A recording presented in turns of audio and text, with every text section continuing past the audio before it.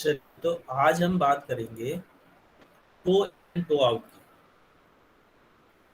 देखिए, पिछले लेक्चर में हमने कैस्टर, कैम्बर, एंगल के बारे में जाना था। आज हम टो इन और टो आउट के बारे में सीखेंगे।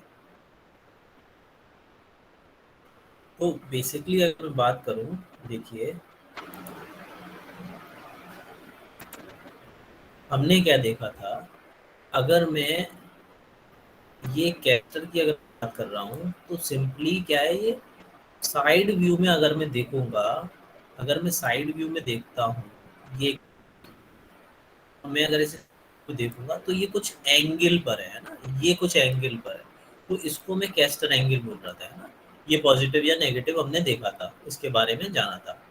अगर मैं बात करूं कैम्बर की, तो कैम्बर अगर मैं टॉप से देखता हूँ, गाड़ी के ऊपर से देखता हूँ, देखिए ये दोनों अगर व्हील हैं तो ये आउटर साइड में है ना पॉजिटिव कैम्बर और इनर साइड में नेगेटिव कैम्बर। हमने ये देखा था, यानी कि अगर मैं गाड़ी के टॉप से देख रहा हूँ, अगर मैं टॉप से देख रहा हूँ व्हील्स को, तो व्हील्स आउटर साइड में पॉजिटिव कैम्बर ले रहे थे और इनर साइड में नेगेटिव कैम्बर ले रहे थे। ठीक।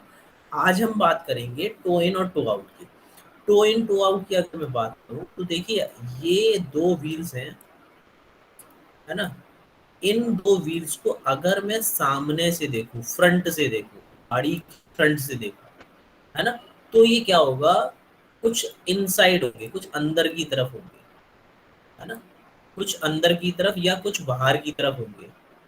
तो उनमें क्या बोल रहा हूँ, टो इन टो आउट। ठीक। In automobile engineering, toe also known as a tracking, है ना, इसको ट्रैकिंग भी बोलते हैं।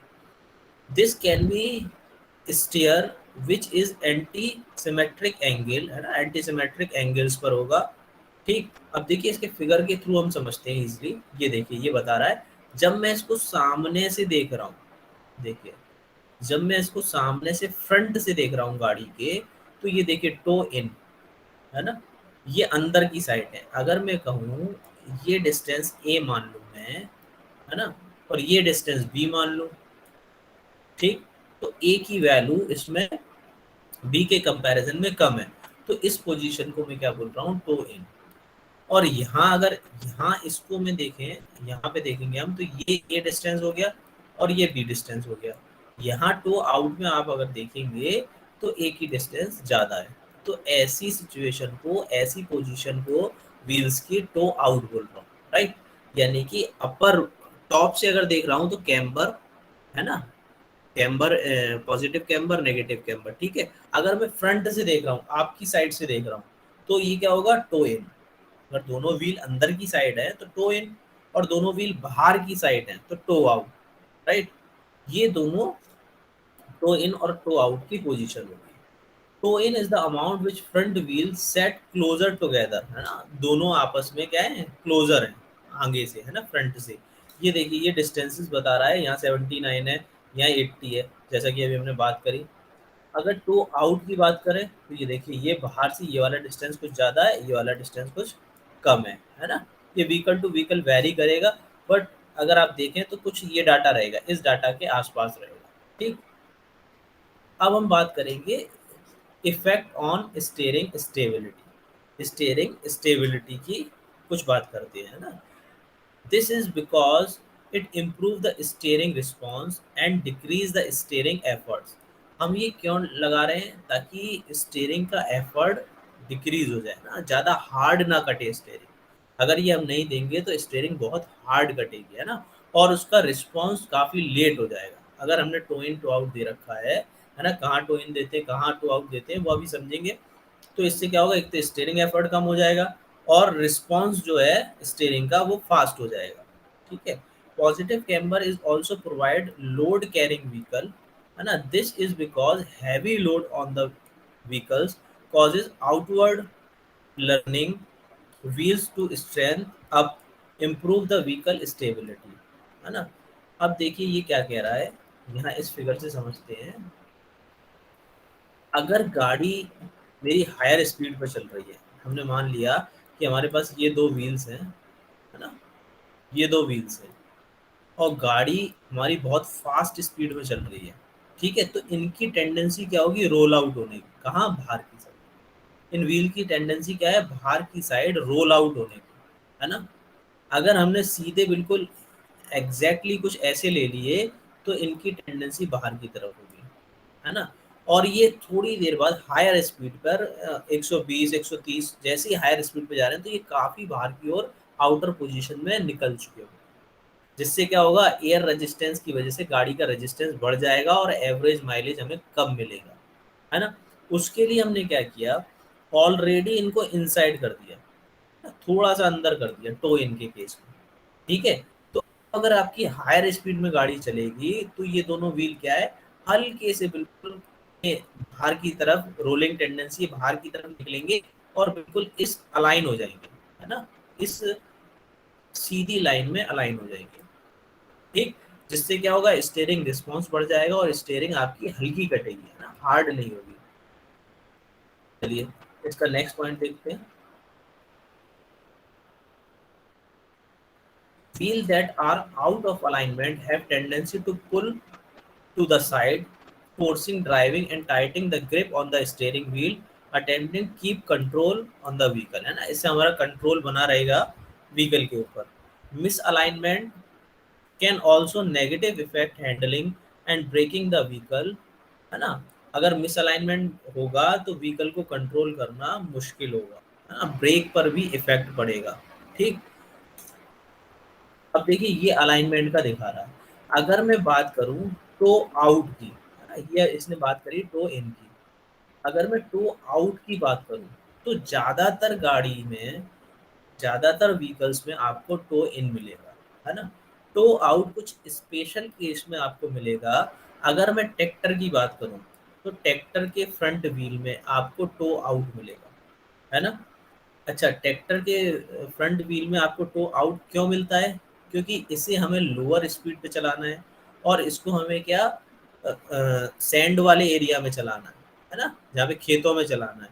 तो अगर मैं इसको टो इन दे दूंगा तो इसकी टेंडेंसी सैंड की वजह से अंदर की तरफ रोल होने की होगी, है ना, अंदर की तरफ रोल होने की है। इसे हम रेत में चला रहे हैं, सैंड में चला रहे हैं, है ना, खेतों में चला रहे हैं, तो क्या है, इसकी टेंडेंसी, ये हायर स्पीड पे नहीं जा रहा है, इतना ट्रैक्टर जो है हायर स्पीड पे नहीं जा रहा, फिर भी अगर इसे हम सैंड में या खेतों में फील्ड में चला रहे हैं तो इसकी टेंडेंसी ऑलरेडी इनसाइड होने की है, इसकी रोलिंग टेंडेंसी क्या है, अंदर की तरफ जाने की है ना, अंदर की तरफ जाने की, किसके केस में, ट्रैक्टर के केस में। तो हम क्या करते हैं, इसको ऑलरेडी बाहर रखते हैं, है ना, टो आउट देते हैं, व्हील्स में क्या करते हैं, टो आउट देते हैं। तो टो आउट की वजह से जब ये ट्रैक्टर आप खेतों में चलाएंगे, फील्ड्स में चलाएंगे, तो इसकी टेंडेंसी अंदर की तरफ रोल होने की है। तो ये ऑटोमेटिक व्हील आपका पहले से आपने बाहर रखा हुआ है, अब आप इसे ड्राइव कर रहे हो ट्रैक्टर को तो ये अलाइन हो जाएगा, है ना, ये अलाइन हो जाएगा। तो ट्रैक्टर के केस में हम टो आउट देते हैं, ठीक है। अगर हायर स्पीड के केस की बात करूं मैं तो हम क्या करेंगे, टो इन देंगे, क्योंकि हायर जबरदस्त एयर आ रही है, यहाँ पे सामने से एयर आ रही है तो इसकी व्हील्स की टेंडेंसी क्या होगी, बाहर की तरफ रोल आउट होने की, बाहर की तरफ रोल आउट होने की। अगर बाहर की तरफ रोल आउट होने की टेंडेंसी है तो टो इन दे रहे हैं, है ना, और अंदर की तरफ रोल आउट होने की टेंडेंसी है तो टो आउट दे रहे हैं, राइट।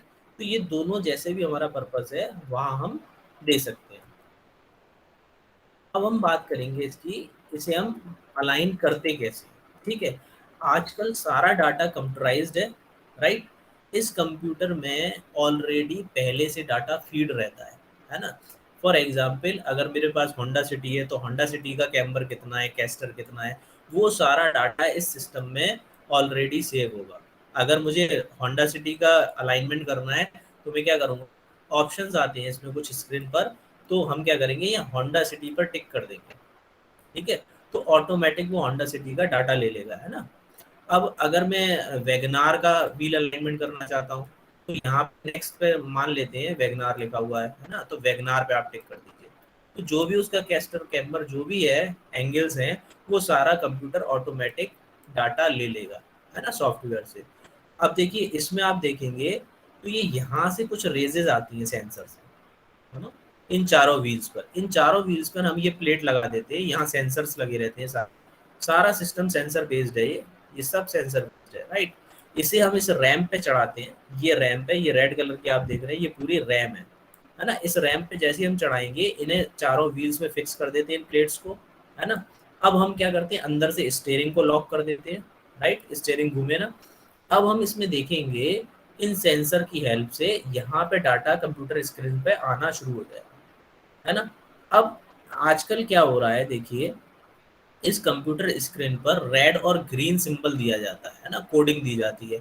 फॉर एग्जाम्पल मैंने कैम्बर सेट कर रहा हूँ मैं, तो कैम्बर का कुछ डाटा यहाँ आ रहा है ना। तो वो कैसा आएगा, आपको इवन नंबर भी याद रखने की आवश्यकता नहीं है। जैसे ही आप इसमें कैम्बर को सेट कर रहे हैं तो ये रेड आ रहा है ना, रीडिंग लिखी आ रही है और पीछे का बैकग्राउंड रेड आ रहा है। तो इसको आपको समझ जाना है कि कैम्बर को अभी मुझे सेट करना है, एडजस्ट करना है ना। तो जैसे ही मैं कैम्बर सेट कर रहा हूँ, एक स्क्रू के थ्रू, एक नट बोल्ट के थ्रू, लॉकिंग नट बोल्ट होते हैं उनके थ्रू हम उसको एडजस्ट करते हैं। यहाँ से नीचे से एडजस्ट करता है ना। यहाँ नीचे हम बे में चले जाते हैं, यहाँ से एडजस्ट करते हैं। तो जैसे ही वो विद इन लिमिट आता है तो यहाँ पीछे का बैकग्राउंड ग्रीन हो जाता है ना।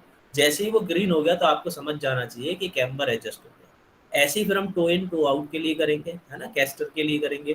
तो जैसे ही वो ग्रीन एरिया में आएगा वैसे ही आपको पता हो जाएगा, पता चल जाएगा ये विद इन लिमिट आ गया, आप वहीं पे उस लॉक नट को टाइट कर देंगे। ठीक, ये देखिए, यहाँ पे ये इसने दिखाया हुआ है सारी चीज़ें। ठीक, ये यहाँ वही मशीन दिखा रहा है, यहाँ ये दिखा रहा है। आप ध्यान से देखेंगे तो रेड ग्रीन दिखा रहा है। जैसे ये सेंटर पे देखिए ग्रीन में आ रहा है, और जैसे ही ये विद इन लिमिट पॉजिटिव में आप ज़्यादा लिमिट एक्सेस कर रहे हैं तो ये रेड हो जा रहा है ऊपर, है ना। नेगेटिव में आप ज़्यादा एक्सेस कर दे रहे हैं तो ये नीचे रेड हो जा रहा है। आप देख रहे हैं ये सेंटर में एक ग्रीन दिखा रहा है ना। इस सेंटर में ग्रीन लिमिट पे आके लाके आप एडजस्ट कर देंगे, है ना। ये कुछ उसने डाटा दे रखा है ना। अप्रोक्सीमेट ये एंगल रहेंगे, ये रेंजेस रहेगी, है ना। ये व्हीकल टू व्हीकल वेरी कर जाएगी।